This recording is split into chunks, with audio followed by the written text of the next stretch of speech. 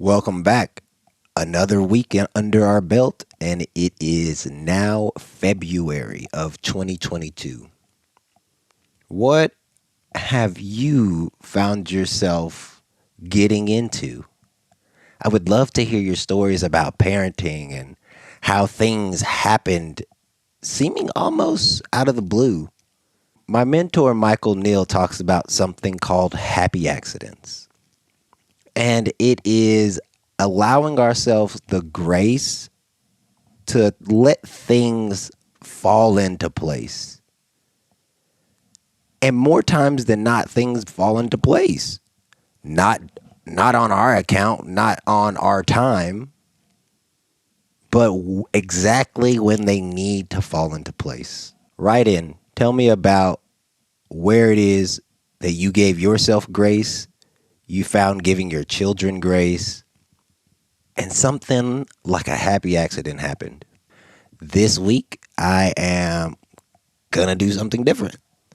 I am actually, I wrote. I'm a writer now. How cool is that? Like, I'm a writer because I wrote. So cool. And it's about discouragement. And I thought that it was it pointed to exactly what we're talking about in this podcast. So many things that we talk about on a deeper level are hard to explain because the words get jumbled, the words get messed up. The moment something comes out of us, it goes from this perfectly designed, intricate plan or not to something that it either happens as designed or something completely different happens that we did not intend to happen. And that's kind of the happy accident thing, isn't it? But I've noticed that stories, metaphors really get the point across. And that's what they used to do around the bonfire. They used to share stories, and through the sharing of stories, they were able to be ready for situations they hadn't even seen. It was like they were learning what to do before doing it. And so I wrote a story. And as a writer, I would love to share it with you guys. I haven't named it anything yet, so for sure send something in if you think you know what I should name this. I grew up when dial-up internet was the standard. Jeff Bezos had yet to start Amazon, and Elon Musk was still working on PayPal. Before the iPhone, there was the iPod. And before the podcast, there was Automobile University. Pop in a CD or a cassette tape into the car, start driving, and it was just like being at university, only in a car. Naturally, as a UPS driver, I was interested in the chance to expand my skill set and knowledge base while driving down the back roads of West Texas, with an eye on leaving my full-time job for a life that I designed and deserved to live. You can have more than you've got because you can be more than you are. Jim Rohn. And I was hooked. Personal development was how I knew I was broken and needed fixing. If I wanted to amount to anything more than just being the same old me. And with that suddenly ordinary thought, I was ready to put my money where my mouth was. And I began to invest in my future. I would listen for hours about these men and women striking out on their own and against the odds, pulling themselves up by the bootstraps. They became more than successful, legends in their field. All it would take for me was to keep listening to these tapes. After nearly 10 years of listening to audiobooks, audio tapes, and later podcasts, I was beyond ready to take the leap. It felt like everything I thought it would. I was happy because I was no longer stuck in what I thought was a job designed to suck out my soul. I would wake up when I wanted, 4 a.m., and just start on whatever I felt I needed to get done for the day. Roughly 4 months after leaving, the newness began to fade and I was still left with me. I had spent nearly a decade getting mentally prepared for the day I left UPS, but never spent any time learning or listening to anything on what to do once I went. I thought with my winning personality and beautiful smile, people would line up to give me money to inspire them to become their best selves.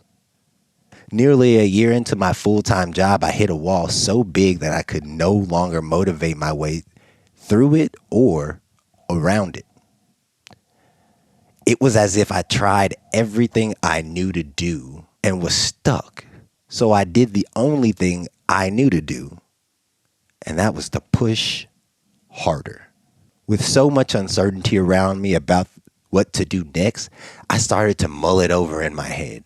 Soon those little mull it over sessions became full-blown overthinking sessions. I soon found myself stressed to the point that half of my face stopped working. I knew I needed to do something different at that point. But what? There I was again, right back up into my head, trying to figure it all out. But this time, I knew that stressing myself out would not be helpful. As I sat and thought about what to do next, I stopped doing the work.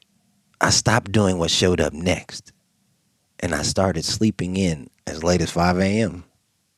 I was uninspired, scared of what all that meant about me, and it felt as if I never even had a purpose. It was spring 2020, and the world shut down. The next thing I knew, everything and everyone around me was now so much closer, yet so much further away.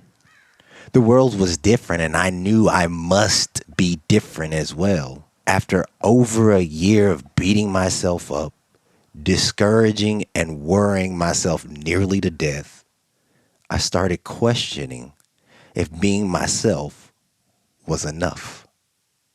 And I started asking myself if I needed to go back to my full-time job. That was just about when the phone rang. It was my old boss calling to see if I wanted my job back. And I laughed so hard. I'm sure he took offense.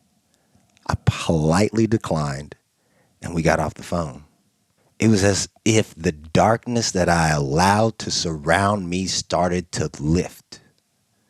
This was the first time since leaving UPS that somehow I knew I was okay. Things were okay. And that I had lost sight of one thing, me. Things started to happen. It was me, but not me, if you catch my meaning. First, I stopped focusing on my thinking about my thinking. Soon after, I stopped overthinking about my business, which was when the weirdest things started to happen. I remember why I left my UPS job in the first place. To be me. Now, out of my head, I found more time to do things like hiking, playing with my kids, loving my partner, just because. And well, being me. Nothing changed on the outside. In fact, things were a bit crazier. Yet I felt whole again. I felt myself happy, smiling, and buzzing around with less on my mind. I still had no clue how to run a business or balance a spreadsheet. All I can say, I knew at the time, was that I wanted to help other people feel lighter, more at ease with themselves, and far more discouragement proof. I was no longer discouraging myself with all that needed to be done and how I had no way of learning how to do it. I began to wake up to the idea that I would do the next thing that occurred to me and have faith somehow it would be enough.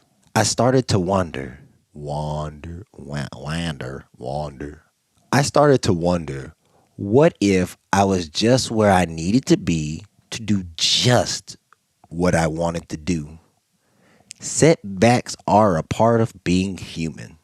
And naturally, we might find ways of discouraging ourselves. But something about the world shifting in 2020 let me know that it was okay to feel discouraged and do whatever I needed to do anyway. Sometimes we have to keep circling the block until we see just what life is trying to show us on our journey. The cool thing about circling the block is that I know I can go home at any point. Stop and allow myself the space to be human. Yes, I often still discourage myself, but now that I know that I am doing it and it is not the world plotting against me, I have found myself becoming more and more discouragement proof. I no longer feel the need to push through to the other side. I allow those feelings to inform me of where I am in the moment. And in doing so, I start to slow down and notice right now. Now I see what I have been listening for is me. I am still a personal development connoisseur and can't help driving down the highway listening to Automobile University. No longer to be better, but because it's part of me being me. Thanks for checking out this podcast this week. We're trying something different. Email me and let me know what you thought. DannyCobbin@gmail.com. Remember, like this thing, give me 5 stars, super helpful, and share this if you like it. We're going to keep telling stories. You are where you are, so you might as well be there.